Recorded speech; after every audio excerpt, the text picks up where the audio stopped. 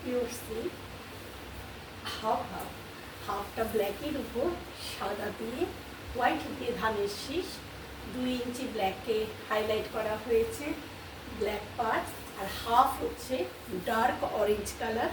এইভাবে যাবে হাফটা, একদম এখান থেকে পুরো শাড়িটা যাচ্ছে হাফ।